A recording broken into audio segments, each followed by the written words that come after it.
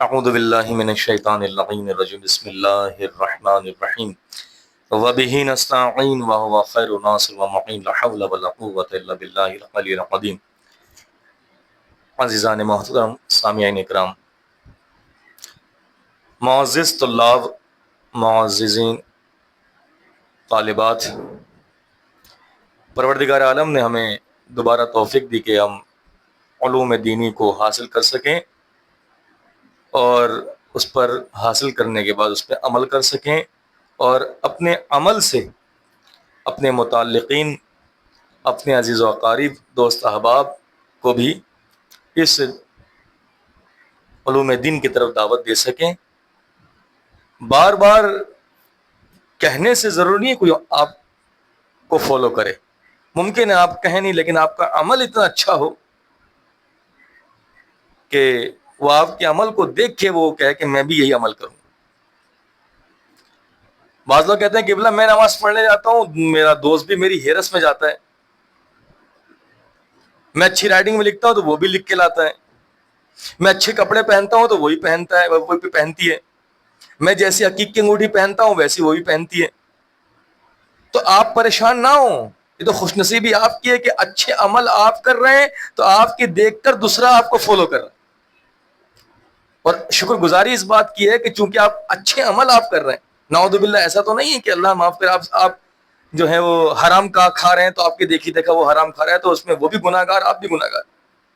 آپ کو دیکھ کے لوگ راہ راست کی طرف آ رہے ہیں، آپ کو دیکھ کر لوگ اپنی زندگی کو دین کے مطابق عمل کر رہے ہیں۔ توجہ ہے، اپنے آپ کو ستارہ بنائیں، اپنے آپ کو رول ماڈل بنائیں۔ تو رول ماڈل بننے کے لیے رول ماڈل شخصیات کا مطالعہ کرنا پڑے گا، ٹھیک ہے؟ بات سمجھ رہے ہیں؟ تو ہم مجتہد کی تقلید کے حوالے سے آقائے سستانی علیہ رحمہ مولا ہمارے مجتہدین علماء حقہ کا سایہ ہم سب پر قائم و دائم رہے، اور بالخصوص ہمارے مجتہد مولانا آیت اللہ آقائے سستانی علیہ رحمہ کو مولا صحت و تندرستی طول عمر عنایت فرمائے، اور اگر رہبر معظم کو پروردگار عالم صحت و تندرستی طول عمر عنایت فرمائے۔ یہ سب ہمارے سروں کے تاج ہیں، ہمارے بزرگ ہیں، ہمارے مجتہدین ہیں کہ امام کی غیبت میں ہم ان کی طرف رجوع کرتے ہیں اور ان کے فتاوے پر عمل کرتے ہیں، ان کی توضیح مسائل کو ہم فالو کرتے ہیں، ٹھیک ہے؟ اب اسی بات پر کیا دلیل ہے ہمارے پاس کہ ہم کیوں ان کو فالو کر رہے ہیں؟ جیسے بعض لوگ اعتراضات کر دیتے ہیں کہ جی یہ تو معصوم نہیں ہے، آپ ان کی بات پہ کیوں عمل کر رہے ہیں؟ ٹھیک ہے، آپ تو معصوم کی بات پہ عمل کرنا چاہیے، ٹھیک ہے؟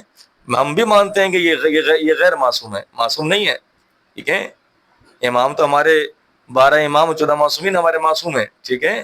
یہ غیر معصوم ہے، لیکن بیٹے جو یہ فتاوے دیتے ہیں یہ اپنی جیب سے نہیں دیتے، یہ قرآن و سنت اجماع عقل یہ سب کے دائرے میں رہ کے قرآن و حدیث کے سے استفادہ کرتے ہوئے، سے استنباط کرتے ہوئے مسئلے میں اپنی رائے سے مراد یہ ہے کہ وہ رائے کہ جو قرآن و حدیث کے مطابق ہو، اس کے مخالف نہیں ہوتی۔ جو میرا امام کہہ رہا ہے وہی بات یہ ہم تک پہنچاتے ہیں، یہ تحقیق کرتے ہیں روایات میں، احادیث میں جو قرآن کہتا ہے وہ یہ سمجھنے کی کوشش کرتے ہیں اہل بیت کے در سے، تب جا کے اجتہاد تک پہنچتے ہیں، مجتہد بنتے ہیں، ٹھیک ہے؟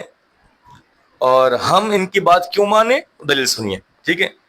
حضرت امام حسن عسکری علیہ السلام ارشاد فرماتے ہیں، صلوات پڑھ دیں۔ مولا فرماتے ہیں کہ لوگوں کو چاہیے کہ فقہا، اب بریکٹ میں ہے، یعنی احکام شریعت کو تفصیل اور تحقیق کے ساتھ جاننے والے مجتہدین۔ فقہا سے کیا مراد ہے؟ کہ یعنی احکام شریعت کو تفصیل اور تحقیق، تفصیل یعنی تفصیلی وضاحت کے ساتھ، زیادہ ایسا نہیں ہے مختصر جانتا ہو، نہیں، تفصیلاً جانتا ہو، اور تحقیق یعنی اس کو متحقق ہو، یعنی وہ تحقیق کر کر شریعت کے احکام کو پہچانتا ہو، ٹھیک ہے؟ کے ساتھ جاننے والے کو مجتہد کہتے ہیں، ٹھیک ہے؟ یعنی احکام شریعت کو تفصیل اور تحقیق کے ساتھ جاننے والوں کیا کہتے ہیں؟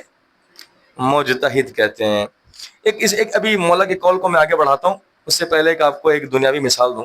آپ استاد دیں گے، چونکہ یہ مشہور معروف مثال ہے اور آپ کو سمجھنے اور سمجھانے کے لیے ہے کہ بیٹے مجھے ایک بات بتائیے، اگر آپ کا جوتا پھٹ جائے، چپل ٹوٹ جائے، سچ بتائیے آپ لوگ ڈاکٹر کے پاس جائیں گے، انجینئر کے پاس جائیں گے، میکینیکل کے پاس جائیں گے، کہاں جائیں گے؟ پہلا سوال، شاباش جواب دے دیا۔ اگر آپ کے پیٹ میں درد ہو، باڈی میں کوئی مسئلہ ہو، تو کسی میڈیکل ڈاکٹر کے پاس جائیں گے یا پلمبر کے پاس جائیں گے؟ ڈاکٹر کے پاس۔ ٹھیک، کیوں جا رہے ہیں ڈاکٹر کے پاس؟ بدن میں درد ہے، ڈاکٹر کے پاس کیوں جا رہے ہیں؟